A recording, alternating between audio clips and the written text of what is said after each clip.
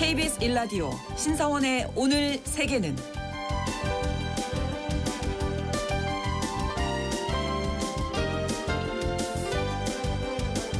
안녕하십니까. 아나운서 신성원입니다. 미국 트럼프 행정부가 프란체스카 알바네제 유엔 팔레스타인 점령지 특별보고관을 제재 명단에 올리면서 논란이 일고 있습니다. 이 제재 이유는 알바네제가 ICC 국제형사재판소에 네타냐후 이스라엘 총리를 체포할 것을 권고했기 때문이라고 하는데요. 마코 루비오 국무장관은 알바네제가 뻔뻔한 반유대주의를 분출하고 미국과 이스라엘을 공개적으로 경멸해왔다, 이런 주장을 하기도 했습니다. 그런데 이스라엘은 작년에 이미 알바네제를 기피 인물로 지정했고 입국 금지 조처도 내렸다고 하네요.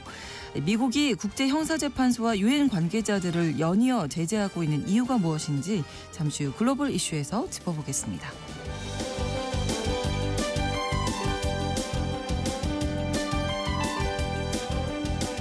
오늘 주목할 국제사회 뉴스는 헤드라인 뉴스와 키워드로 정리해드립니다. 통신원 취재수첩 베트남 소식 준비했습니다. 베트남은 최근 63개의 성과 시를 34개로 축소하는 등 대대적인 행정개혁에 나섰다고 합니다. 1986년 도이머의 개혁 개방 이후 최대 규모의 행정개혁인데요. 아직은 혼선이 있어서 우리 기업들이나 교민들도 적응이 필요한 상황이라고 합니다. 자세한 내용 통신원 연결해서 알아봅니다. 7월 14일 월요일 KBS 1라디오 신성원의 오늘 세계는 시작합니다.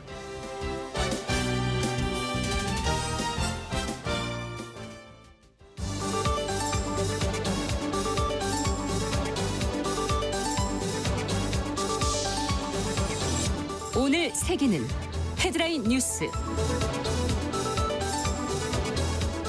미국 백악관이 트럼프 대통령이 원하는 만큼 합의를 이루지 못하면 다음 달 1일부터 관세가 진짜 부과될 거라고 밝혔습니다. 해싯 백악관 국가경제위원장은 관세 통보가 협상 전술이 아니라면서 좋은 합의인지 여부는 트럼프 대통령이 판단할 거라고 강조했습니다. 미국은 최근까지 우리나라와 일본, 유럽연합, 멕시코, 캐나다 등 주요국의 관세율을 통보했는데요. 해칫 위원장은 트럼프 대통령은 이들 국가들과의 합의가 더 나아져야 한다고 생각한다고 말했습니다. 폰데어 라이엔 유럽연합 집행위원장이 14일부터 자동 발효될 예정이던 대미 보복 관세를 8월 초로 연기하겠다고 밝혔습니다. 이유는 미국의 철강과 알루미늄 관세에 대응하기 위해 1차 보복 조치를 발표했었지만 미국이 상호 관세를 유예하고 대미 협상이 본격화하면서 시행을 90일간 보류했었는데요. 1차 보복 조치는 총 210억 유로, 약 33조 9천억 원 상당의 주요 미국산 수입품에 10% 또는 25%의 추가 관세를 부과하는 내용이 핵심이었습니다. 14일 0시부터 이 조치가 자동 발효될 예정이었는데요. 폰데어 라이엔 위원장은 지금은 협상할 때라면서 8월 1일까지 남은 시간을 활용할 거라고 밝혔습니다. 마크롱 프랑스 대통령이 2027년까지 국방 예산을 10년 전의 2배인 640억 유로, 약 103조 원으로 늘리겠다고 밝혔습니다. 마크롱 대통령은 더 이상 후방도 없고 전선도 없다면서 유럽인으로서 우리의 안보를 스스로 보장해야 한다고 강조했습니다. 미국의 대표적인 국립공원인 그랜드 캐니언 북부 지역에서 산불이 수일째 확산하고 있습니다. 공원 안에 있던 수자원 처리 시설이 불에 타면서 염소 가스가 방출되자 공원 측이 방문객들의 건강에 해를 끼칠 걸 우려해 13일부터 북부 노스림 지역 일대를 폐쇄했는데요. 그랜드 캐년에선 현재 2개의 산불이 동시에 진행되면서 피해 면적이 모두 183제곱킬로미터에 달하고 있습니다.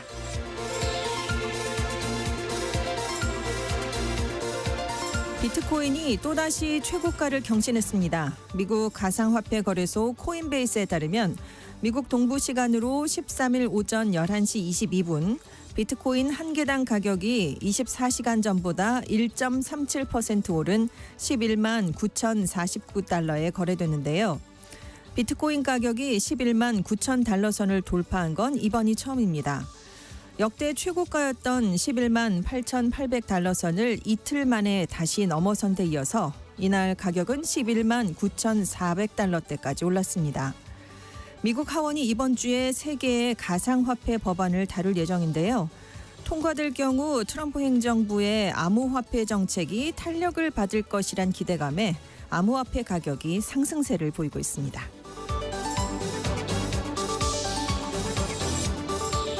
오늘의 헤드라인 뉴스 외신캐스터 전주현 씨가 전해주셨습니다. 이번에는 키워드로 정리한 국제사회 소식을 살펴봅니다. 첫 번째 키워드, 친구가 적보다 더 나빴다. 네, 트럼프 미국 대통령이 12일자로 가장 가까운 동맹인 유럽연합에 상호관세 서한을 보냈습니다. 네. 앞서 책정했던 것보다 10%포인트가 더 높아졌습니다. 30%의 상호관세율을 부과했는데요. 네. 그리고 북미 3개국 자유무역협정 체결 국가인 멕시코는 2월에 이제 캐나다랑 같이 대미 마약 반입에 소극적이다라는 이유로 25% 관세를 부과했는데 네. 5%포인트가 더 높아졌습니다. 이제 30% 관세율을 통보받았고요. 또 캐나다에도 35%의 관세를 다음 달 1일부터 부과한다라는 예고를 보냈습니다.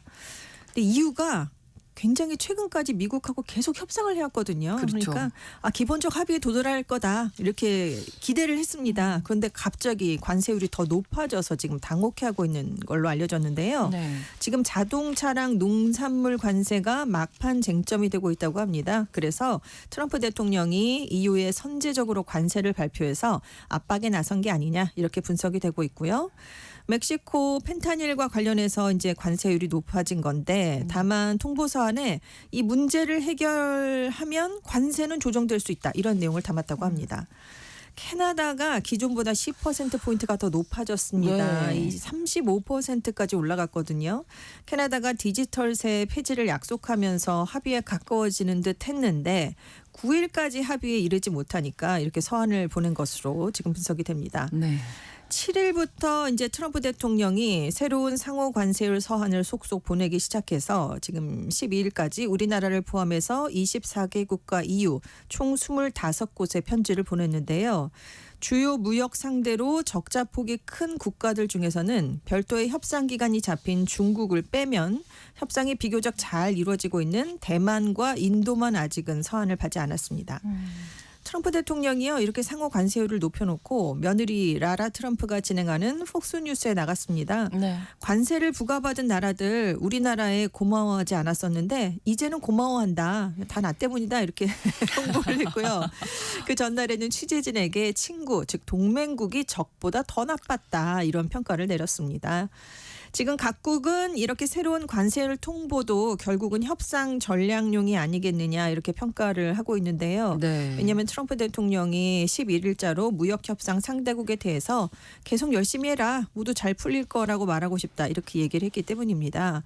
하지만 뉴욕타임스는 일부 전문가들은 그렇게 보지 않는다라고 지적했는데요. 네. 단순한 협상용이 아니다. 지금 행정부도 관세 인상을 환영하고 있다라고 지금 보도를 했는데 데테스키 예일대 예산연구소 경제국장의 말에 따르면 올해 초에 2.5%였던 미국의 평균 실효 관세율이 지난주 서한 내용을 포함하면 18.7%로 높아지게 된다. 트럼프 정부가 관세를 이제 정책으로 선호하는 것 같다라는 분석을 내렸고요. 네. 실제로 로이터 통신 자료를 보니까 미국의 6월 관세 수입은 272억 달러, 약 37조 5천억 원으로 작년 같은 기간보다 4배 수준이나 높아진 것으로 나타났습니다. 네.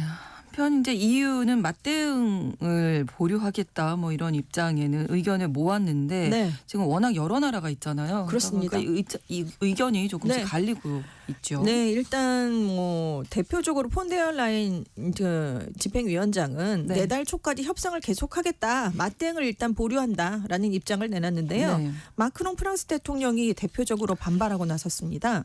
특정 국가가 EU 회원국에게 경제적 압박을 가한다면 시장 접근 제한, 투자와 금융 규제 등을 통해 대응하도록 하는 이른바 강제 조치법이라는 게 있는데 이것도 동원하고 우리가 쓸 수 있는 모든 수단을 활용하자 이런 걸 좀 신속하게 준비해야 된다 이렇게 주장을 했습니다. 네. 근데 폰데얼라이엔 위원장은 아직은 이 수단까지 발동할 단계는 아닌 것 같다 이렇게 좀 신중론을 유지했다고 하고요. 메르츠 독일 총리도 만약에 독일 경제는 30% 관세가 현실화되면 너무너무 크게 타격을 입을 것 같다. 그래서 물론 미국과 합리적 대화를 하는 게 필요하긴 한데 그 뭐 경우에 따라서 맞대응도 배제하지 않겠다. 이렇게 지금 입장을 내놓은 상황입니다. 네. 한편 셰인바움 멕시코 정부는 협상을 이어가고 있으니까 합의에 도달할 수 있을 것 같다라는 입장을 밝혔습니다. 그래서 트럼프 대통령 요구에 맞춰서 멕시코는 펜타닐의 미국 유입을 막기 위해서 북부 국경지대에서 보안을 더 강화할 계획입니다. 네. 일부에서는 멕시코, 캐나다를 향한 관세 서한은 다른 나라랑 성격이 좀 다른 것 같다라는 분석도 내놓고 있는데요. 네. 왜냐하면 하반기에 미국과 멕시코, 캐나다 협정 이행 사항을 재검토하기로 했습니다. 그래서 좀 유리한 고지를 선점하려고 관세율을 높이고 압박하는 게 아니냐 이런 평가가 나왔습니다. 네, 아무튼 트럼프 대통령 임기 중에는 이 관세 이야기는 네. 끊이지 않을 것 같습니다. 그렇습니다. 다음 키워드인데요. 제동인가 밀어주기인가. 주한미군 병력 감축을 제한하는 내용이 담긴 내년도 미국 국방수권법이 9일에 미국 상원 군사위원회에서 여야 합의로 통과가 됐는데요. 네. 이 국방수권법에 주한미군 감축 제한 조항이 들어간 건 5년 만입니다. 그래서 국방장관이 국익에 부합한다고 의회에 인증할 때까지 한반도에서 미군을 감축하거나 연합군 사령부에 대한 전자권을 변경하는 걸 금지한다라는 내용이 들어갔는데요. 그러니까 국방장관이 문서로 주한미군 감축의 효과를 의회에 제출해서 승인을 받을 때까지는 주한미군 감축을 금지한다 이런 내용입니다. 네. 그래서 1기 트럼프 집권 당시에 주한미군을 28,500명 이하로 감축하는데 국방 예산을 사용할 수 없다라고 명시한 것보다 더 강력한 조항이 아니냐 이런 평가가 나왔는데요. 이 국방수권법이라는 건 미국의 국방 예산, 핵심 국방 정책의 방향과 전략을 제시하는 핵심 법안입니다. 이 행정부가 의회 승인 없이 주한미군 규모를 감축하지 못하게 하는 조항 말씀드린 것처럼 2019 회계연도 국방수권법에 처음 반영이 됐는데요. 네. 그때 트럼프 대통령이 우리에게 방위비 분담금을 5배로 높여라라고 요구하면서 안 그러면 주한미군 철수도 뭐 검토할 수 있다 이렇게 얘기를 하니까 네. 의회가 견제 장치를 넣은 겁니다. 근데 이제 바이든 행정부가 출범하니까 이제 2022년 회계연도부터는 감축 제한 규정은 빠졌고요. 대신에 주한미군 약 28,500명 현 수준으로 유지한다라는 조항만 담겼습니다. 근데 이제 의회가 지금 트럼프 행정부가 주한미군 규모와 역할 재조정을 추진하고 있다 이런 얘기가 슬슬 자꾸 흘러나오니까 이거를 좀 견제하기 위해서 이런 장치를 마련한 걸로 보이는데요. 네.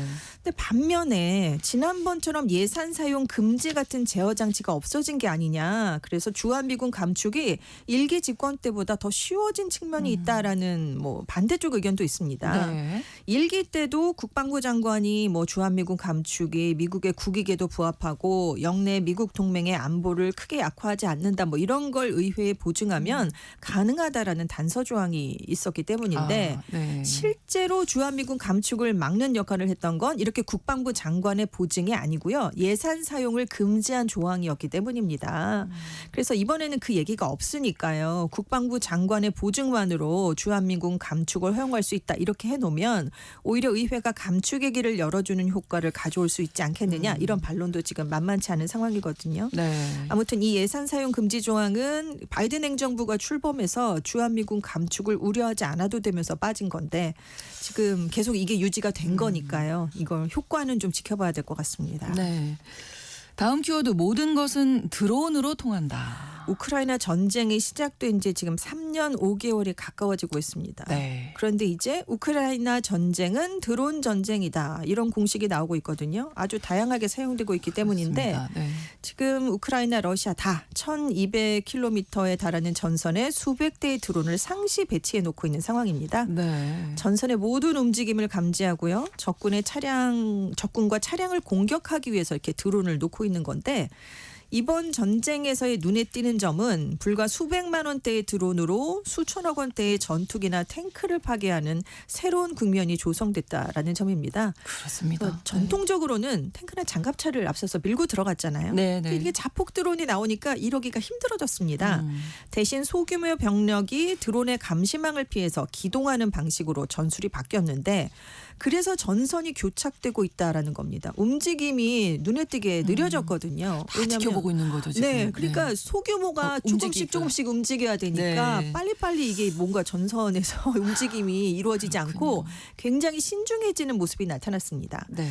이번 전쟁에서 큰 주목을 받게 된 드론은 1인칭 시점 드론입니다. 오. 여기에 폭발물이 장착돼 있어요. 목표물을 발견하면 이 네. 드론이 직접 충돌합니다. 자살 폭탄이 돼버리는 건데요. 그래서 우크라이나가 1일에 러시아 후방에 있는 4곳 군사기지를 공격한 방법도 드론 작전의 신기원을 기록했다라는 평가를 받았는데 네. 드론을 여기서 띄워서 다른 나라에 들어가는 게 아니라 적진으로 부품을 반입해서 조립을 한 다음에 적진 깊숙한 장소에서 드론을 띄웠기 때문입니다. 아. 그렇죠. 그러니까 완전히 방식이 네. 달라지죠. 멀리 그러네요. 날아가는 게 아니에요. 근데 1인칭 시점 드론은 적재할 수 있는 탄약량이 1인칭 시점이니까 굉장히 적습니다. 네. 로켓만큼 폭발적인 위력은 없는데 대신에 훨씬 더 정확하다라는 강점이 있어서 지금 많이 쓰이고 있는 건데요. 지금 제작 비용이 굉장히 적으니까 딱 한 명의 보병에게도 쓸 수가 있게 됐습니다. 그래서 이게 매우 작고 빨라서 격추하기도 어렵고 그래서 지금 모든 것이 1인칭 시점 드론의 표적이 될 수 있다라는 상태로 바뀐 건데요. 네. 이게 공격만 가하는 게 아니라 병참도 담당하고 있습니다. 보급선이 끊겼다거나 드론의 감시망에 노출될 위험이 커지니까 이제 우크라이나가 식량, 탄약, 보조 배터리 등을 실어 나르는 뱀파이어 드론을 전선에 투입했는데요. 네. 야간 투시경이 달렸습니다. 그러니까 밤에 보낼 수가 있는 거예요. 한 9kg 정도 물자를 나를 수가 있는데 최근에 차량형 지상 드론이 나왔습니다. 원격 조종 자동차형, 선박형, 사륜 오토바이형 드론 이렇게 다양한 형태가 지금 시험이 되고 있는데 네. 그래서 드론이 이제 단순히 기존 무기의 보조적인 수단을 넘어서 전쟁의 양상 자체를 재편하고 있다. 앞으로의 분쟁에서도 드론의 기술적인 혁신과 생산력 경쟁이 전장의 우위를 가르는 주요 요소가 될 것이다라는 전망이 나오고 있습니다. 이렇게 달라지는군요. 네, 그렇습니다. 다음 키워드 가족이 된 가장 가까운 이웃. 우리나라랑 일본 정부가 국방 백서를 발표할 때요. 네. 서로를 가장 가까운 이웃 나라 이렇게 표현을 하거든요. 그런데 이 이웃이 이제 가족이 되고 있다고 합니다. 왜냐하면 한국인 남성과 일본인 여성이 결혼하는 사례가 증가하고 있기 때문인데요. 니혼게이자이 신문이 이런 내용을 보도했습니다. 네. 우리나라 통계청을 인용한 자료예요. 한국인 남성, 일본인 여성 간의 혼인 건수가 1,176건으로 지난 10년 새 작년에 가장 많았답니다. 이게 전년 대비 40%가 증가한 수치라고 하는데요. 네. 코로나19 확산 이전하고 비교를 해봤을 때 한국인이 중국이나 필리핀, 베트남인과 결혼하는 건수는 줄었는데 일본인과 결혼한 사례는 13%가 증가했다라고 합니다. 네. 반면에 한국인 여성과 일본인 남성 간의 혼인 건수는 10년 전과 비교하면 5분의 1 수준으로 낮아졌는데요. 이게 신기하네요. 네, 그렇죠. 니케이가 분석을 내려봤습니다. 한일 양국 간의 경제력이 동등해진 것과 관련이 있다 이렇게 분석을 했는데요. 예전에는 이제 한국인 여성이 일본인 남성과 결혼해서 일본에 거주하는 경우가 많았는데 네. 그때는 일본의 경제력이 우리보다 좀 높았기 때문입니다. 그렇죠. 7, 80년대에는요. 네. 근데 한국에 관심을 가진 일본 여성이 결혼을 위해 이제 한국으로 이주하는 사례가 증가한 건 2010년대 중반 이후인데 잘 보면 그 사이에 1인당 명목 국내 총생산에서 한국이 일본을 추월했다. 남성 급여가 동등해졌기 때문이다. 이렇게 설명을 했습니다. 그리고 2000년대 초반부터 일본에서 인기를 끈 한국 문화도 이렇게 일본인 여성과 한국인 남성 간의 결혼 증가에 영향을 미쳤다라고 분석됐는데요. 네. 그러니까 겨울 연가로 1차 한류 붐이 일어났었잖아요. 네. 그때 주역이 40대 이상 일본 여성들이었는데 맞아요. 한국에 대한 호감이 높아지면서 자녀들이 한국인과 결혼하는 걸 쉽게 이해할 수 있게 됐다고 합니다. 이제 시간이 흘렀으니까요. 예. 윤사마를 네, 좋아했던 그렇죠. 그분들이 네. 이제 자녀를 결혼시킬 때 그렇습니다. 들었습니다. 그래서 한국 남성도 괜찮다 이렇게 너무 됐다는 좋다. 거죠. 오히려. 그리고 네. 인터넷을 통해서 한국 문화를 접할 기회가 많아지면서 상대를 쉽게 찾을 수가 있게 됐고 매칭 앱도 나왔고 온라인 게임 같은 다양한 경로로 한국인을 만날 수 있게 됐다. 이것도 영향을 미쳤다는 겁니다. 네. 그래서 뭐 SNS에서도 한일 커플 증가가 된 것과 관련한 콘텐츠가 인기를 끌고 있다고 하는데요. 네. 다만 니케이는 민간 외교의 최전선이라고 할 수 있는 결혼 열기를 유지하려면 안정된 정치 외교 관계가 필요하다라고 강조했다고 합니다. 그렇군요. 네. 한국인 남성과 일본인 여성 네. 결혼 사례가 증가하고 있다고 그렇습니다. 하니까 네. 재밌습니다. 다음 키워드 빚내서 돈 법니다. 이게 말이 안 되잖아요. 네. 근데 중국에서 SNS에 자신이 지고 있는 빚과 관련된 브이로그, 채권 추심 후기 등을 올려서 관심을 끌어서 광고 수익을 내고 있는 채무 인플루언서가 늘고 있다고 합니다. 네. 주로 청년층을 중심으로 이런 콘텐츠가 확산되고 있는데 네. 아무래도 높은 실업률, 경기 침체, 과소비, 무리한 대출로 부채가 청년층 사이에서 증가했기 때문이다. 이렇게 분석이 지금 내려져 있습니다. 지금 중국에서 한 2,500만에서 3,400만 명이 채무 불이행 상태에 놓여 있다고 하는데요. 네. 청년들 가운데 물론 고용난, 실업 문제 때문에 빚을 진 경우도 있는데 무리한 대출, 과소비로 빚이 불어난 경우도 적지 않다라는 얘기입니다. 그러니까 인플루언서가 돼서 돈을 벌어서 빚을 갚아볼까라는 움직임이 나타난다라는 건데요. 지금 동영상 플랫폼들 중국에서 찾아보면 채무자 브이로그라는 키워드로 검색하면 빚에 허덕이는 1990년대생이 아르바이트하는 모습, 고급 외제 승용차를 몰고 다니는 40세 남성이 그 약 96억 원의 빚을 지게 된 이유 이런 동영상이 나온대요. 아니, 그 외제 네. 승용차를 안 하면 되잖아요. 그러니까요. 네. 그래서 사람들이 이제 경쟁에서 이겨보려고 제가 더 빚이 많아요. 그래서 빚을 좀 부풀리는 경향도 나타난다고 합니다. 근데 대부분은 이 채무 인플루언서로 성공을 하지는 못하고요. 어렵겠죠. 네, 예. 채무 상환 위협에 시달리는 것으로 알려졌는데 채권 추심이 얼마나 가혹합니까? 그래서 우울증에 걸리고 극단적 선택까지 생각하는 그런 경우도 나타나는데 중국 당국이 그래서 채권 추심 업체들이 폭력적으로 위협하는 걸 금지했습니다. 하지만 중국의 개인정보보호법이 느슨하고 정부의 최신 채권 추심 업체 규제도 실효성이 떨어져서 이게 별로 효과가 없다라는 지적이 동시에 나오고 있습니다. 네.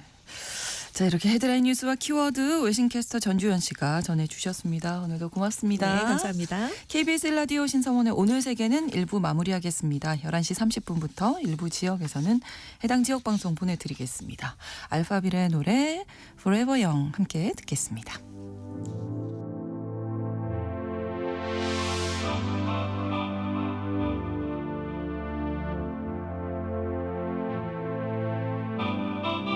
Let's dance in style, let's dance for a while. Heaven can wait, we're only watching the skies. Hoping for the best, but expecting the worst. Are you gonna drop the bomb or not? Let us die young or let us live forever. We don't have the power, but we never say never. Sitting in a sandpit, life is a short trip. The music's for the sad man. Can you imagine when this race is won? Turn our golden faces into the sun. Praising our leaders, we're getting in tune. The music's played by the madman. Forever young, I want to be forever young. Do you really want to live forever? Forever, forever, forever young. I want to be forever young. Do you really want to live forever? Forever young.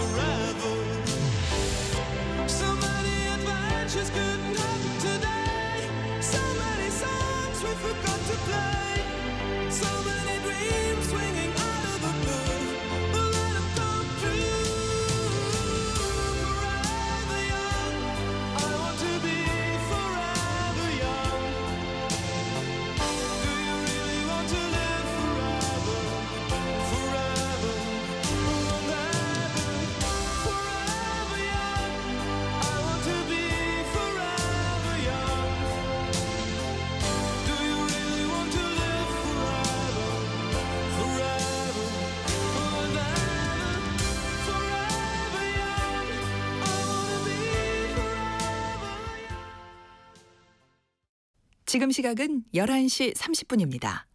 KBS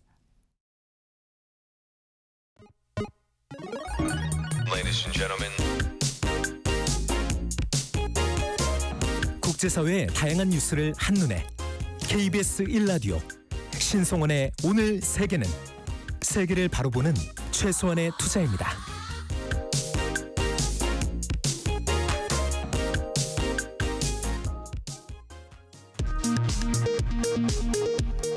이 시각 라디오 정보센터 뉴스입니다.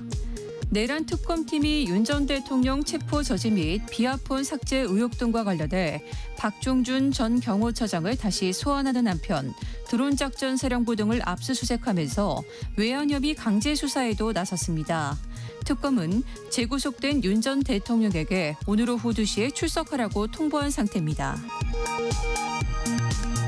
김건희 특검팀이 양평고속도로 노선이 김건희 여사 일가에 유리하도록 종점이 변경됐다는 의혹과 관련해 국토교통부와 용역사 등에 대한 압수수색에 나섰습니다. 이재명 정부 초대 장관 후보자들의 인사청문회가 시작됐습니다.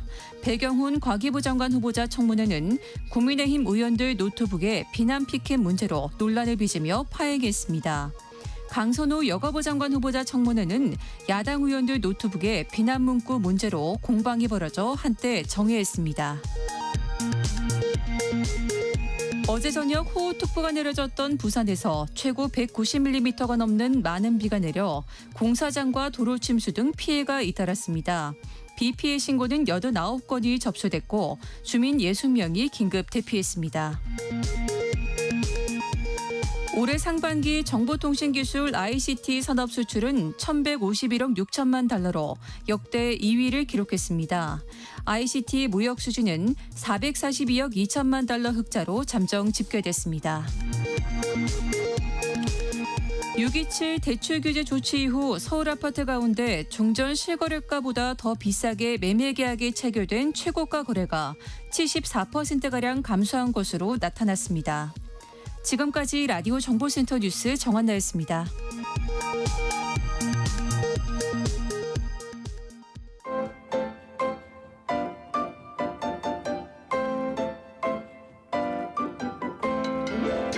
통신원 취재 수첩.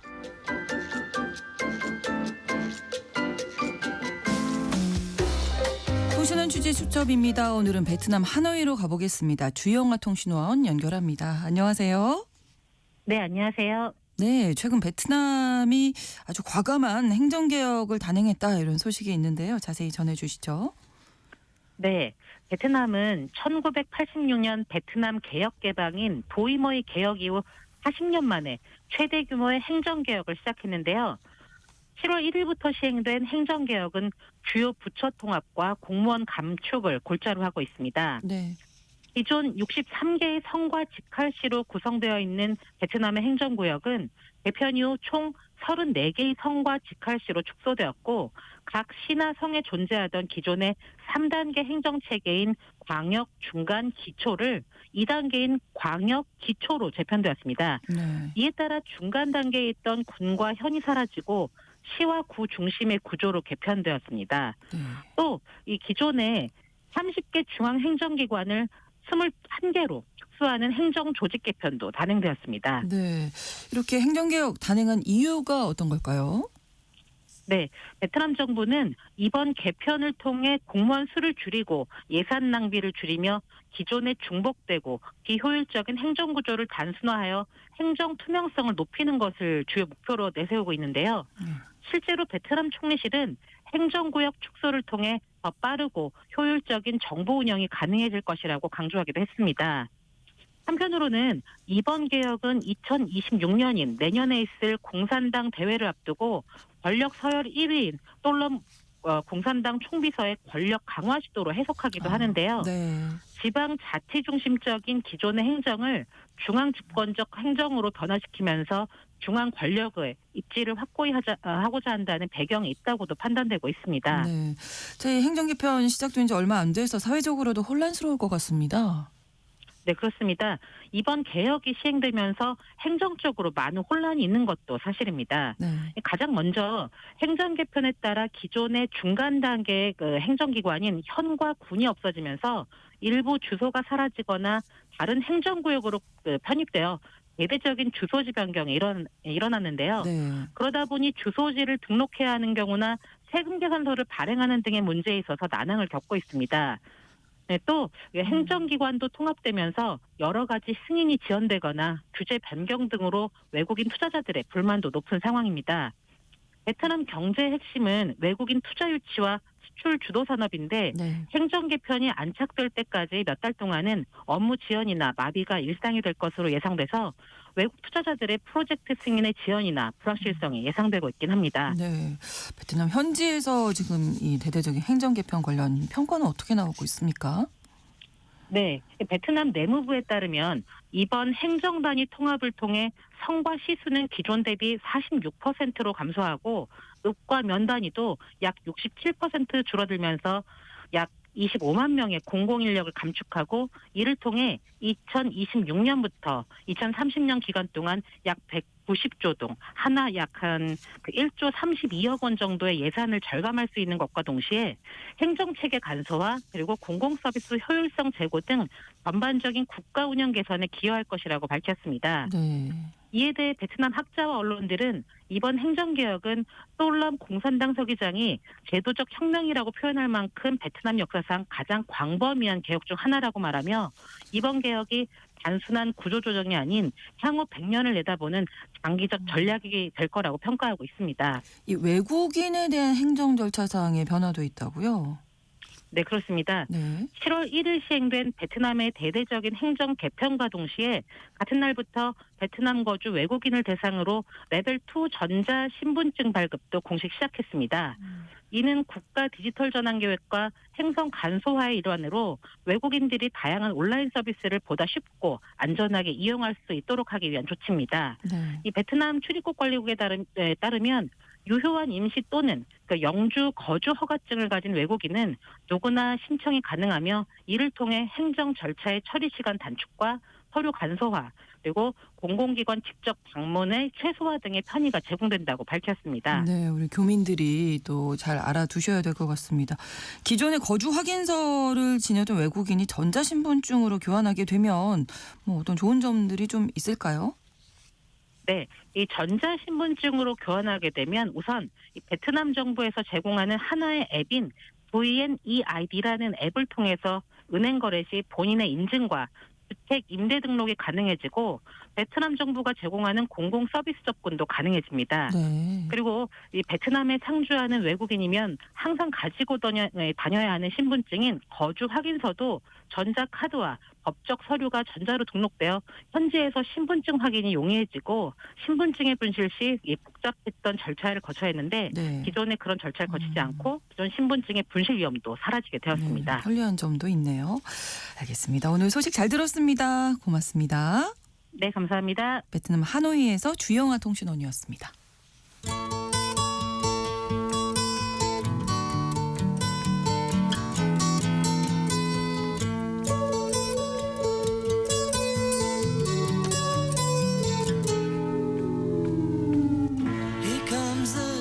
이스라엘이 가자 지구에서 벌이고 있는 군사작전을 둘러싸고 전쟁 범죄 논란이 가열되고 있는 상황에서 미국이 네타냐후 이스라엘 총리에게 체포영장을 발부한 국제형사재판소 ICC와 유엔 관계자들을 연이어서 제재하고 나섰습니다. 자, 오늘 이 관련된 이야기 들어볼 텐데요. 글로벌 이슈 오혜리 국제전문기자와 오늘도 함께하겠습니다. 어서 오십시오. 네, 안녕하세요. 자, 미국 정부가 이번에 내린 제재 내용을 좀 정리해 주시면요. 예, 마코 루비오 미 국무장관이 지난 9일에 성명을 발표를 했습니다. 네. 네타냐후 총리 등 이스라엘 지도부에 대해서 국제형사재판소의 체포영장 발부에 관여했다는 이유로 프란체스카 알바네제 유엔 팔레스타인 점령지 특별보고관을 제재한다 이렇게 발표를 했습니다. 네. 그 이유로는 이 알바네제가 미국과 이스라엘 동의 없이 합법적 또 근거 없이 네타냐후 총리하고 요아브 갈란트 이스라엘 국방장관에 대한 체포영장 발부를 권고했다 이렇게 얘기를 했고 네. 특히 알바네제가 미국과 이스라엘을 상대로 벌인 정치적 경제적 전쟁을 더 이상 용납할 수 없다라고 제재 이유를 밝혔습니다. 여기에는 제재 방안에 대해서는 특별하게 언급되어 있지 않지만 네. 전례를 볼 때는 알바네제 미국 입국 금지 또 자산 동결 이런 조치들이 곧 뒤따를 것으로 예상이 됩니다. 네.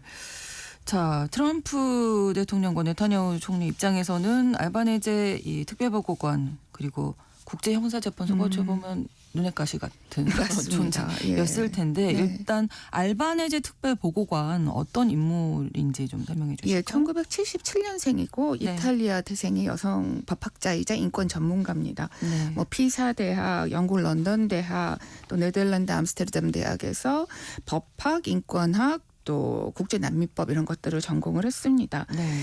이 팔레스타인 문제에 대한 글로벌 네트워크라고 하는 조직을 이제 공동 창립해서 활동을 했고 또 특히 지난 10여 년 동안 유엔에서 다양한 조직에 몸담고 인권 전문가로 활동을 했습니다. 이런 점이 인정받아서 2022년에 유엔의 이 팔레스타인 점령지 인권 상황 특별보고관으로 임명이 됐습니다. 네. 이 직책이 만들어진 게 1993년부터이거든요. 그래서 그간 여러 명이 이 보고관으로 활동을 했는데 네. 여성이 임명된 거는 알바네제가 처음이라 그래요. 아, 그렇군요. 임기는 네. 3년이고 올해까지 그 임기입니다. 그렇군요. 지금 미국 정부에서 이제 국제형사재판소의 네타냐후 체포영장 발부에 이 알바네제 보고관이 직접적으로 관여했다. 네. 이렇게 해서 제재를 가한 거잖아요. 네. 근데 체포영장이 발부된 게 제 기억으로는 작년인가? 예, 그렇습니다. 그렇죠? 작년 말 정확하게는 작년 11월이었죠. 예, 시간이 꽤 지났는데. 예, 꽤 시간이 지났습니다. 그래서 네타냐후 총리뿐만 아니라 갈란트 이스라엘 국방장관도 여기 체포영장이 발부가 됐고 네네. 또 이스라엘 관계자뿐만 아니라 하마스 관계자들에 대해서도 이 체포영장이 발부가 됐습니다.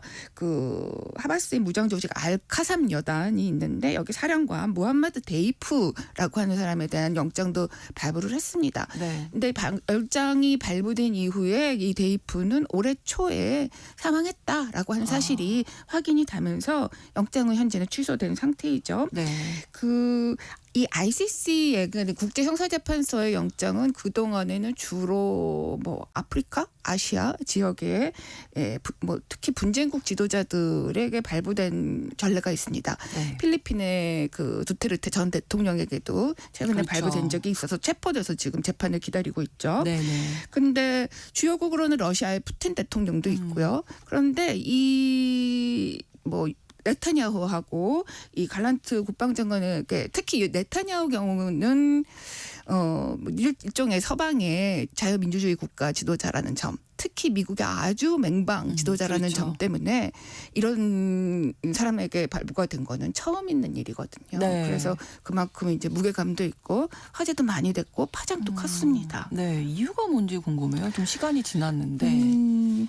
아무래도 그 알바네제 특별보고관이 그동안에 해왔던 여러 가지 이스라엘하고 특히 또 미국에 대한 비판의 수위가 굉장히 높아졌고 또 최근에는 가자 상황이 더욱 극단적으로 되면서 그 비난 수위가 높았던 게 이유라고 보여집니다.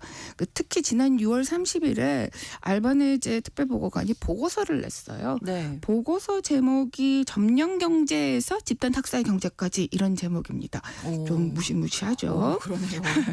여기에서 그 지난 2023년부터 자행되는 하고 있는 이스라엘의 팔레스타인에 대한 집단 학살 또 뭐 수십 년간 또 이어지고 있는 정착존 건설 이런 거 관계한 기업들의 명단이 여기에 포함이 됐어요.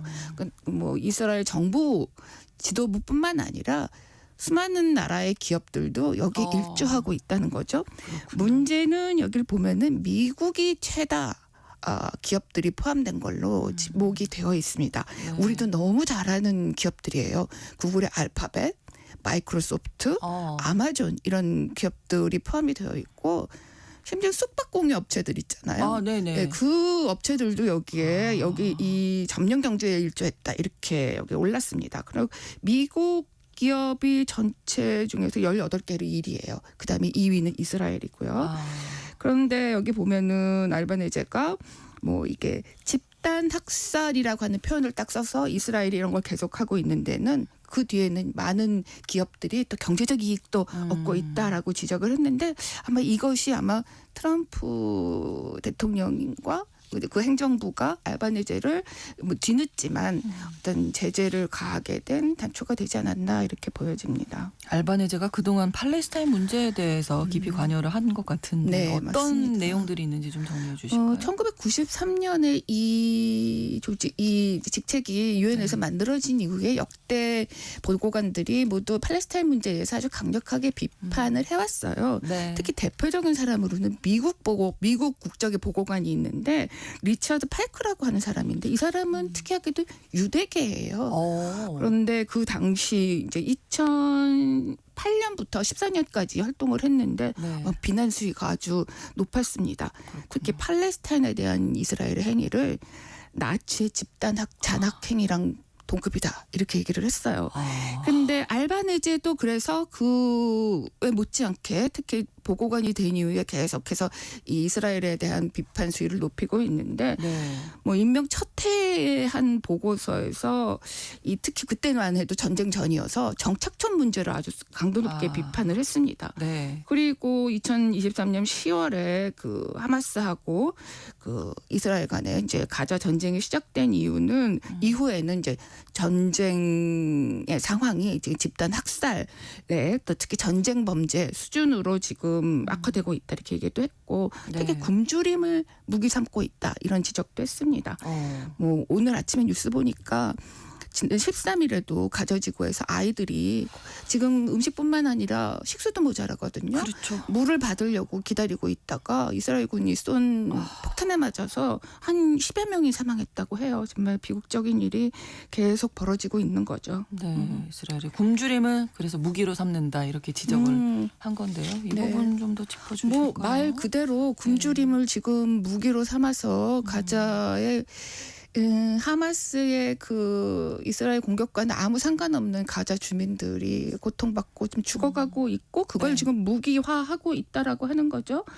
지원 물품이 뭐 들어가기도 못하잖아요. 네, 지원 물품도 제대로 못 들어가는데 지금 그래서 그 이후로 이제 미국하고 이스라엘이 주도하고 있는 그 조직이 현지에서 그 구호 물품을 뭐 나눠준다 하고 이렇게 하고 있는데 사람들이 많이 몰리는 곳에 뭐 이스라엘 군이 이제 총탄하고 이 폭격을 하고 있죠. 뭐 이 13일에 발생했던 식수를 구하려고 모여있던 아이들에게는 좀 실수다. 이게 오작동을 했다 이렇게 얘기를 하고 있는데 뭐 하여튼 그래서 뭐 이 유엔 그리고 국제형사재판소는 이런 부분들을 전쟁 범죄로 지금 규정을 하고 있는 겁니다. 네. 자, 알바네제 특별보고관의 보고서에서 가자 문제 관련해서 우리나라 기업도 언급이 네, 그 됐다고요? 6월 30일에 발표했다는 그 보고서 예. 여기에 우리나라 기업 한 곳이 포함이 되어 있습니다. 대기업인데요. 그 해당 기업의 장비가 팔레스타인 주택 정착촌의 그 주택들 철거하고 또 팔레스타인인들의 농지를 파괴하는데 10년 이상 사용되고 있다 이렇게 지적을 했습니다. 또 뭐 물론 이제 뭐 여기에서 비슷하게 뭐 미국의 방산업체 로키드 마틴을 지목하기도 했는데 네네. 일본 기업도 여기 뭐 이렇게 이 보고서에 포함이 되어 있는데 이 로키드 마틴 생산 라인에 로봇 기술을 제공했다 이렇게도 지목을 했거든요. 그러니까 우리나라와 일본 기업도 그렇군요. 좀 이득을 보고 있다 이렇게 평가를 한 거죠. 네. 체포영장이 발부됐는데도 네타냐후 총리는 사실 지금 뭐 해외 국가를 자유롭게 방문을 하고 있어서 네, 얼마 전에 그렇습니다. 미국도 다녀왔잖아요. 맞습니다. 이게 원칙적으로 괜찮은 건지. 여기에 대해서는 논란이 있어요. 네. 원래 원칙적으로는 해당 국가들을 방문하면 해외 네. 국가들을 방문하면은 이제 의무적으로 이 국제형사재판소의 당사국들은 네. 이 체포영장을 시행해야 할 의무가 있습니다. 아, 도착하게 되면. 네, 그렇습니다. 네. 이게 국제형사재판소 설립조약인 로마 규정 이렇게 나와 있거든요. 네, 네. 근데 사실 이거를 이행하지 않아도 강제할 강제- 수단은 없어요. 네. 근데 푸틴 러시아 대통령을 예를 들면은 체포영장이 이미 오래전에 발부가 됐지만 네. 그렇다고 해서 서방 뭐 각국들을 자유롭게 돌아다니는 건 아닙니다. 친러시아 성향의 뭐 벨라루스라든지 그렇죠. 인접 국가들을 돌아다니는데 이런 나라에서는 당연히 이제 체포영장 발부 안 하죠. 네, 네. 미국은 당연히 이제 국제형사재판소를 인정하지 않고 있는데 영국, 프랑스, 독일은 그러면 어떻게 되는 거냐? 물론 이제 네타냐후가 이런 국가들을 방문하지는 않습니다. 그런데 뭐 어떻게든 뭐 체포영장을 이런 나라들이 이제 시행해야 하고 또 시행하겠다는 의지를 재확인할 필요성은 있는데 이건 네타냐후가 국가 지도자 일단 면책 특권이 있는 게 아니냐 이렇게 해서 자기네들은 좀 난색을 표하는 경우도 있습니다. 아, 그래요? 또 헝가리는 대표적인 케이스인데요. 헝가리의 정부는 아예 네타냐후를 뭐 자국으로 초청을 했습니다. 공식적으로 초청해서 네타냐후가 헝가리를 최근에 방문한 적이 있어요. 그래서 네. 이것 때문에 또 큰 파장이 일어났는데 뭐 상관 안 하겠다. 오르반 총리 상관 안 하겠다고 했고 그 이후에는 아예 이 국제형사재판소 조약에서 공식적으로 탈퇴를 해버렸습니다. 그 상관 안 하겠다 하면은 그거를 또 어떻게 뭐 네, 맞습니다. 그러면 안 된다 하는 그러니까, 규정도 상식적인 네. 조치로 뭐 사실상은 그렇게 됐지만 사실 그 자체로도 무게감은 있는 건 사실이에요. 네. 예. 그렇군요. 일단 네타냐후 총리가 지난 7일부터 나흘 동안이었죠. 백악관 네. 방문해서 트럼프 대통령과 회담을 가져서 좀 이게 그동안은 좀 분위기 좋았던 적도 있고 좀 휴전으로 가는 게 아니냐 이랬는데 지금 뭐 성과는 없이 끝났습니다. 일단. 네, 그렇습니다. 지난 7일부터 나흘간 이제 백악관을 방문해서 이 가자 전쟁과 관련된 내용 말고도 여러 가지 뭐 이란 문제, 다양한 이슈들 또 양국 간과 연관된 이슈들을 논의를 했다고 해요. 네. 근데 아무래도 가장 큰 관심은 가자 지구 상황을 좀 어떻게 할 건가, 휴전을 어떻게 할 건가라는 데 대해서 논의를 했다는 사실은 이제 확인이 됐죠. 특히 미국, 이스라엘뿐만 아니라 카타르 당국자도 백악관에 왔다고 해요. 그래서 이 가자지구 휴전하고 인질석방 협상 어떻게 할 것인가를 논의를 하기는 했다고 합니다. 그런데 지금 트럼프 대통령은 60일간 일단 휴전하자 이렇게 임시 휴전하자 이렇게 제안을 하고 있고 이 부분은 양쪽에서 이제 의견을 조율하려고 노력하고 있는데 네. 그 부분에 대해서는 뭐 별다른 진전은 없었던 걸로 지금 보도가 나오고 있습니다. 네. 한때는 뭐 1, 2주 안에 또 그보다도 더 빠르게 맞아요. 휴전이 될 수도 있지 않겠냐라고 했는데 뭐 이견이 좁혀지지 않으면서 이거는 일단은 지금 불가능한 것으로 보여지고 네. 뭐 다시 논의는 원점으로 돌아간 게 아닌가라고 보여집니다. 또 카타르 도하에서도 별개로 협상이 진행 중이기는 해요. 근데 이것 역시도 교착 상태가 이어지고 있습니다. 그 내용을 보면은 사실 하마스하고 이스라엘은 여러 논의를 했지만 근본적인 부분에 대해서는 이견을 거의 좁히지 못하고 기존 입장을 그대로 고수하고 있는 걸로 보입니다. 예를 들면은 하마스 쪽에서는 인질을 이제 단계적으로 풀어주겠다 이렇게 하면서 이스라엘군이 가자지구에서 전면적으로 철수를 해라 이렇게 요구를 처음부터 했잖아요. 그렇죠. 그런데 이 부분에 대해서는 이스라엘은 뭐 믿을 수 없고 하마스 쪽을 믿을 수가 없고 우리는 그렇게 못하겠다 이렇게 네. 하고 있죠. 그래서 이스라엘은 남부 라파 등 뭐 이렇게 가자지구 사실상 거의 전체를 자국의 통제하에 두고 하마스가 완전히 이제 어떤 손을 들고 이 모든 인질들을 다 이걸 이제 석방하는 거를 계속 요구를 하고 있습니다. 이건 또 하마스는 이스라엘이 우리가 풀어준다고 해서 그러면은 뭐 약속을 지키겠느냐라고 네. 또 믿지 못하고 있는데 이게 전혀 좁혀지지는 처음부터 않아요. 처음부터 나왔던 이슈인데 네. 뭐 최근에 뭐 백악관과 카타르 도하에서 있었던 회담에서도 이 부분에서 이견이 좁혀졌다라고 하는 거를 확인할 수는 없었습니다. 네, 어렵습니다. 그런 가운데 이제 유엔 특별보고관 제재에 나선 건데요. 오늘 그 배경 그리고 과자 전쟁 관련 사항들 살펴봤습니다. 글로벌 이슈 오혜리 국제전문기자와 함께했습니다. 고맙습니다. 감사합니다. 크리스토퍼 크로스의 Best That You Can Do 전해드리면서 KBS 1라디오 신성원의 오늘 세계는 마치겠습니다. 내일 다시 뵙겠습니다. 고맙습니다.